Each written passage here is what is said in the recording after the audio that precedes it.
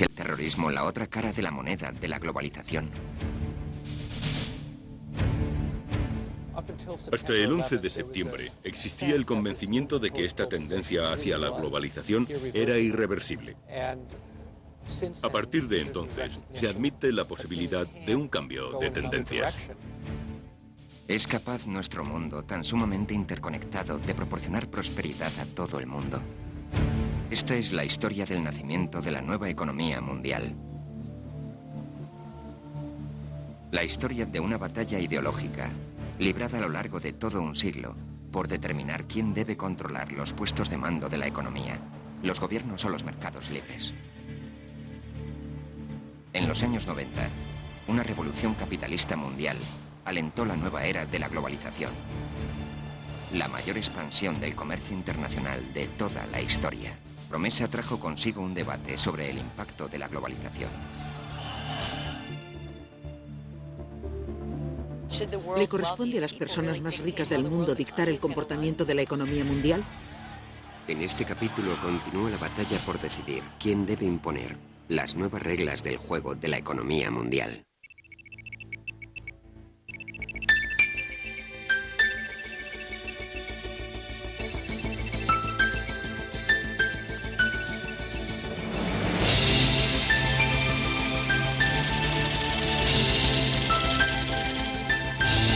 La batalla por la economía mundial.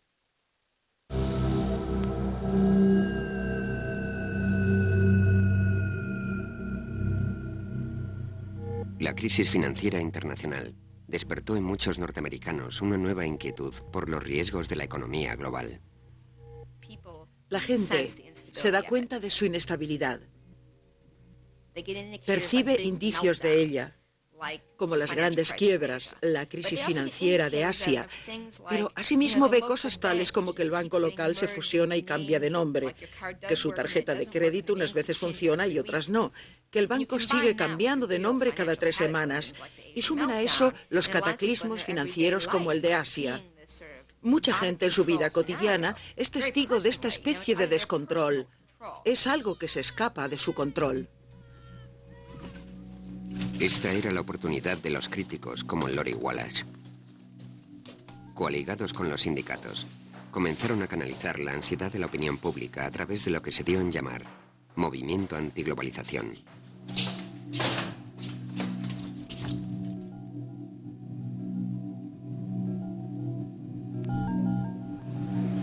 La Organización Mundial del Comercio, conocida como OMC, dicta las reglas que rigen el mercado mundial. A finales de 1999 se reunieron en Seattle los delegados de 135 naciones. Su plan era iniciar una nueva ronda de negociaciones que extenderían aún más el comercio. En lugar de eso, Seattle se convirtió en un hito. Como se pudo comprobar por la forma en que estalló Seattle, todo aquello cogió por sorpresa a los delegados de la Organización Mundial del Comercio.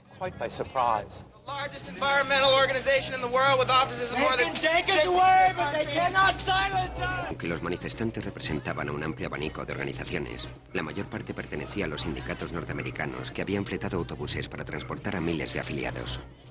Personas de todo el mundo se congregaron en Seattle para manifestar que las reglas de la actual economía mundial, tal y como las plantea la Organización Mundial del Comercio, son injustas, son perjudiciales para los países en vías de desarrollo, para los trabajadores y para el medio ambiente. Durante la década de los 90, la boyante economía norteamericana creó 17 millones de puestos de trabajo. Sin embargo, la proporción de estadounidenses en el conjunto de la población activa se vio mermada espectacularmente. La AFL-CIO, Federación Estadounidense de Trabajadores, culpó a la barata mano de obra extranjera. Puso como ejemplo esta fábrica china, en la cual los obreros perciben 5 euros diarios para fabricar unas bicicletas que antes se producían en los Estados Unidos.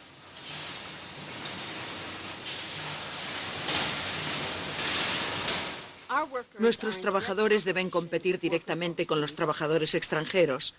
No podemos controlar si cada empleo, sin excepción, se queda en los Estados Unidos o no, pero perder empleos en favor de trabajadores que no están representados por sindicatos independientes, eso es otra cuestión. Eso cambia la naturaleza de la competencia a la que se enfrenta el trabajador estadounidense. Los países que habían abierto sus mercados experimentaron un crecimiento tanto en su economía como en su nivel de vida. Sin embargo, la política comercial no era tan fácil como la teoría económica. Siempre resulta difícil convencer a alguien de las bondades del mercado libre. Este requiere el pago de un precio mínimo. Si alguien se queda sin trabajo, resulta particularmente obvio. Sin embargo, sus ventajas no están tan claras. ¿Alguien ha dicho alguna vez el día de Navidad: gracias a Dios, si no hubiera mercado libre, solo habría podido comprar la mitad de juguetes a mi hijo? Por el contrario, si la destrucción de un solo puesto de trabajo puede relacionarse, por más que remotamente, con el mercado internacional, la gente lo hará. La invisibilidad de sus efectos beneficiosos y lo evidente de los perjuicios ocasionan un problema nefasto para la economía política del comercio. La patronal tiene buenas relaciones con las instituciones internacionales y con sus propios gobiernos. Nosotros salimos a la calle porque pensamos que nuestro gobierno no nos escucha o que es indiferente a lo que planteamos. Y creemos que podemos hacer algo más.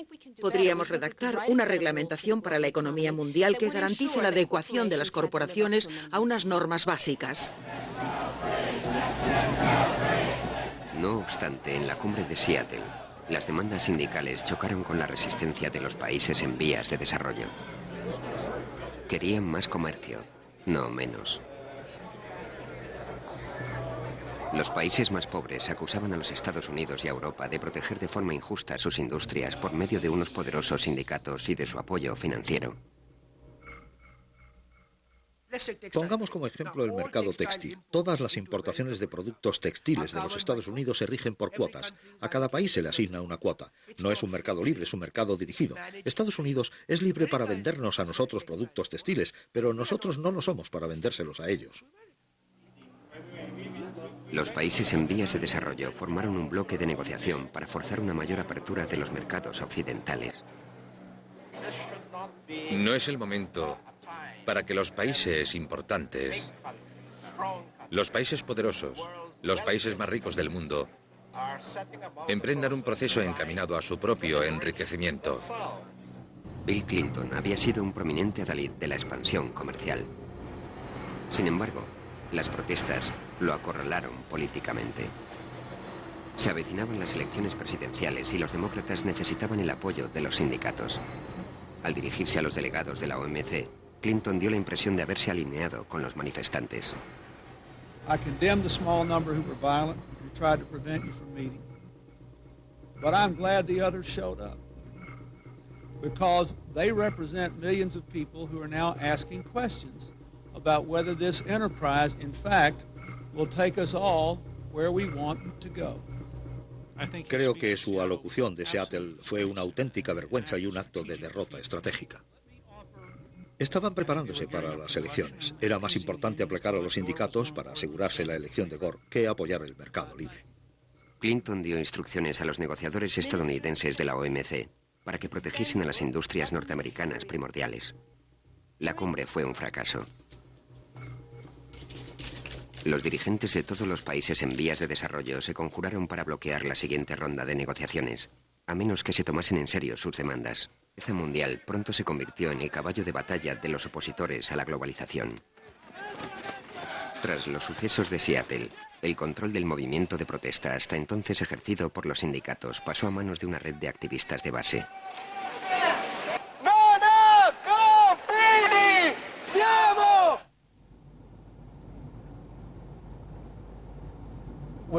Estamos intentando pasar de una política de protesta a una política de liberación. No se trata simplemente de conseguir un capitalismo más amable, de negociar las condiciones de nuestro sufrimiento, de hacer que nuestros padecimientos sean menos espantosos. Se trata más bien de transformar el mundo, de crear instituciones, estructuras y planes de actuación, así como comunidades regidas por nuestros valores, que son la justicia social, la ayuda recíproca o solidaridad, la democracia directa. Y aún nos queda un largo camino, pero debemos emprenderlo ahora.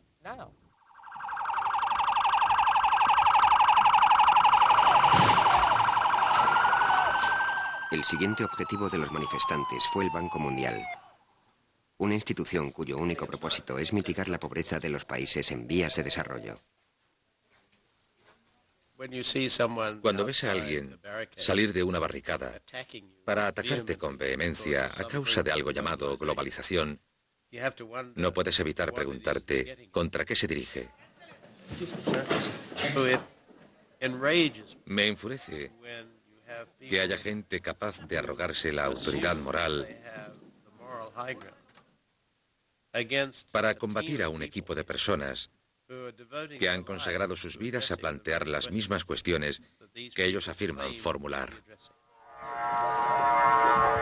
Sin embargo, se hizo imposible soslayar las protestas. Los dirigentes del Banco Mundial y otras instituciones lucharon por encauzar el creciente debate.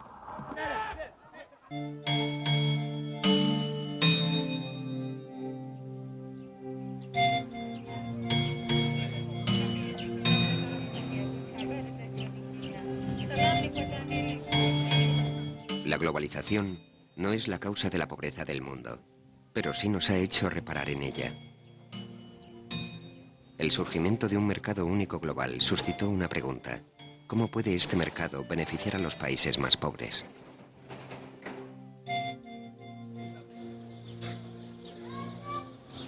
Se está extendiendo por todo el mundo una mucho mayor confianza en los mercados. Sin embargo, para que esta fe perdure, debemos demostrar que estos mercados son justos, que todo el mundo participa en el reparto de beneficios, que la gente obtiene un provecho. Si no se ganan esta legitimidad, se perderá la confianza, los mercados quedarán expuestos a trastornos y se verán reemplazados por otros medios de control. De modo que el mercado debe ganarse su legitimidad y demostrarla cada día. Y es difícil superar esta prueba, especialmente en los países en vías de desarrollo, donde el problema principal, su preocupación primordial es la pobreza, donde deben cumplir su promesa de salvar a la gente de la indigencia. Y por todo esto, más que por cualquier otro factor, será por lo que se juzgue a los mercados.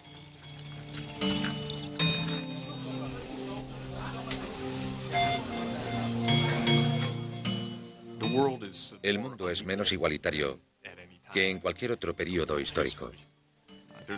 La razón principal es que hace 200 años todo el mundo era pobre. Solo una relativamente pequeña parte del mundo logró lo que los economistas llaman un crecimiento económico moderno. Esos países solo representan una sexta parte de la humanidad y 5/6 partes del mundo se componen de lo que llamamos países en vías de desarrollo. Constituyen la gran mayoría de la humanidad. Económicamente la relación es de 100 a 1. De 30.000 euros per cápita a 300 euros per cápita.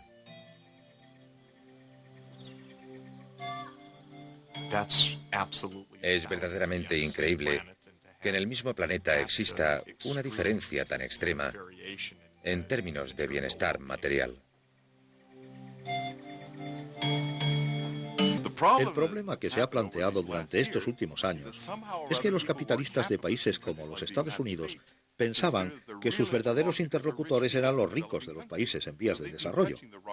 Han contactado con quienes no debían. El semillero del capitalismo siempre han sido los pobres marginados. El capitalismo, en esencia, es un medio para que los pobres puedan prosperar. Hernando de Soto es uno de los economistas más innovadores del tercer mundo. Ha prestado su asesoramiento a México, Perú, Egipto y otros países. Sus metas son acabar con el antiguo debate sobre la riqueza y la pobreza y reinventar el capitalismo en nombre de los pobres. En septiembre de 2000, de Soto publicó su teoría sobre el fracaso del capitalismo en el tercer mundo. Llevó el mensaje personalmente a algunas de las regiones más remotas de Sudamérica. Voy a Cajamarca porque 12 años después de la caída del muro de Berlín y 11 después de que Perú adoptase una política mercantilista, su situación no ha mejorado gran cosa y desean saber a qué se debe. El misterio del capital ofrece una explicación. Dice que el sistema es apto para Occidente, pero no funciona en nuestro país ni en la mayor parte del tercer mundo puesto que carecemos de algunos de los elementos cruciales que Occidente adoptó en los siglos XVIII y XIX, como los derechos de propiedad, sin los cuales es imposible que funcione el sistema capitalista.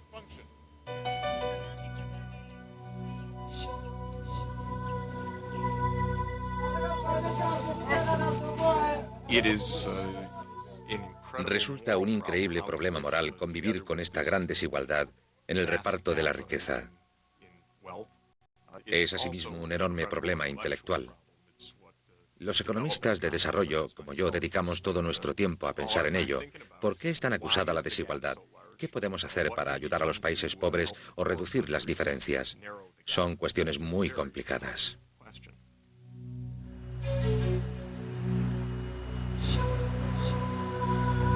Lugares como Merelani, en el norte de Tanzania, se encuentran en el extremo inferior de la economía global. Los mineros extraen piedras preciosas, tanzanitas, que alcanzan un precio final de 1.000 euros por pieza. Algunas minas son demasiado estrechas para un adulto. Se reservan para niños de unos 10 años, conocidos como niños serpiente. Por cada gema, reciben menos de 1 euro.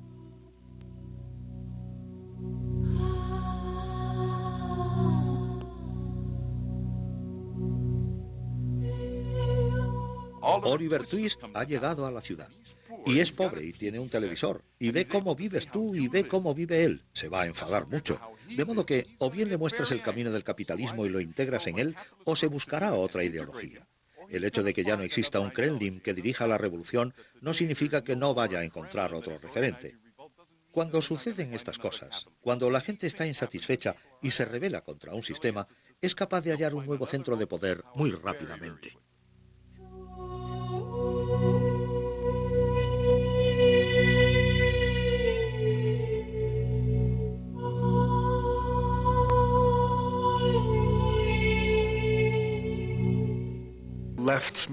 La principal preocupación de la izquierda, desde mediada la década de los 90, ha sido la desigualdad inherente al capitalismo. Posiblemente hay una mayor desigualdad que antes dentro de los países ricos, de los países pobres, entre países ricos y pobres. Así que en este sentido, por ejemplo, la izquierda tiene quizá más razón de ser que en cualquier otro momento del pasado reciente.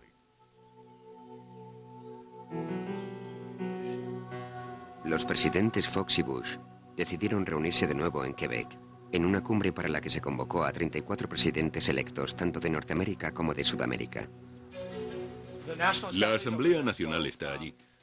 Así que lo que queremos que comprenda la Asamblea Nacional es que representamos a la mayoría. Esta cumbre se convirtió en el siguiente objetivo de los activistas antiglobalización. Digan lo que digan, se producirá algún tipo de destrozo, algún tipo de disturbio. Debemos procurar que eso no empañe la efectividad de lo que estamos haciendo. En términos muy abstractos, violencia, no violencia. Pero para mí, ese no es el planteamiento correcto. Nuestro objetivo es desbaratar la cumbre en la medida en que podamos con la mayor movilización posible durante los días 20 y 21.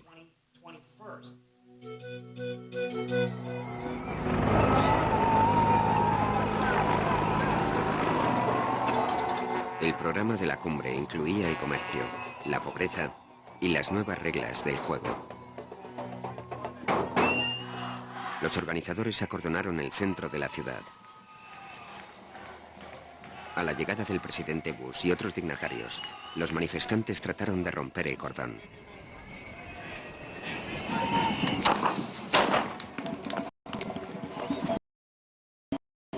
Al lado de las barricadas, el ministro de Asuntos Exteriores mexicano ahora formaba parte del sistema que antaño criticara. No han mencionado a los estadounidenses, han dicho, necesitamos vía libre para demostrar que podemos obtener resultados. Esta es mi primera cumbre importante desde que soy ministro de Asuntos Exteriores y es divertido. He visto a mucha gente que representa a sus sociedades, a sus gobiernos, a sus países y también amigos. Ha venido todo el mundo. Con 25 años, ¿dónde estaría? En las calles. Me parecería mucho más divertido. Las manifestaciones callejeras ya se habían convertido en un elemento rutinario de cualquier conferencia importante.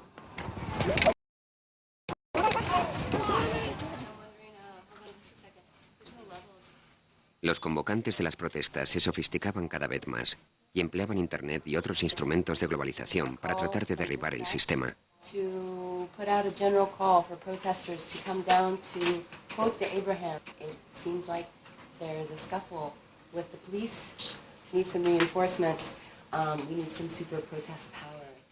Viajamos por todo el país montando estas instalaciones donde quiera que hay protestas, ya sean importantes o modestas. Donde quiera que la gente quiera que las montemos, los ayudamos. Si podemos ofrecer alternativas, transmitir críticas procedentes de la calle y representar a una gran diversidad de personas, creo que tenemos posibilidades de triunfar. Ese triunfo consistiría en quemar el Acuerdo de Libre Comercio de las Américas. Consistiría en desmantelar la OMC, en arrebatar el poder a ese 1% de la población mundial que lo ostenta.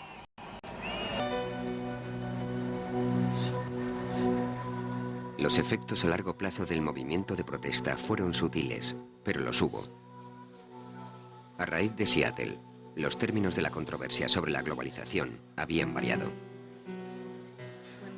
Al principio, cuando estallaron las protestas, recuerdo que me sentía muy frustrada porque su retórica era muy abstracta. Hablaban de justicia económica, pero no ofrecían programas alternativos. Y cuanto más lo pensaba, más me daba cuenta de que, desde una perspectiva histórica, la función de un movimiento de protesta no es brindar soluciones, sino criticar. Corresponde a la gente que está dentro del sistema buscar las soluciones para los planteamientos de quienes protestan. Esa es la fase en que estamos ahora mismo y creo que es beneficioso.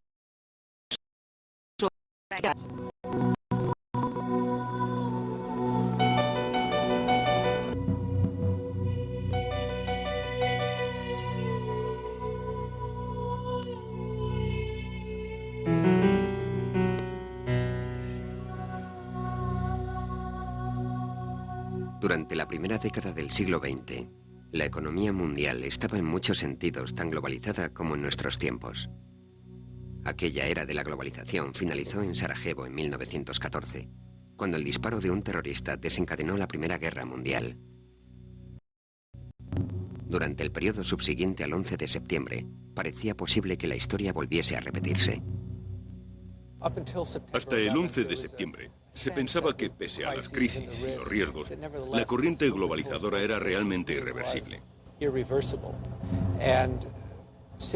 Desde entonces, se admite que la tendencia ya no podría invertirse. Los mercados son más eficientes, funcionan mejor y dan lo mejor de sí en tiempos de paz. Y si no estamos en tiempos de paz, sino en otra situación, las cosas no funcionarán tan bien y las prioridades cambiarán. Para la primavera de 2002, la economía de los Estados Unidos parecía estar en vías de recuperación. Aunque la amenaza permanecía latente, el sistema resultó ser más sólido de lo que muchos se habían temido. La era de la globalización parece estar lista para continuar, al igual que la controversia en torno a las nuevas reglas del juego internacional.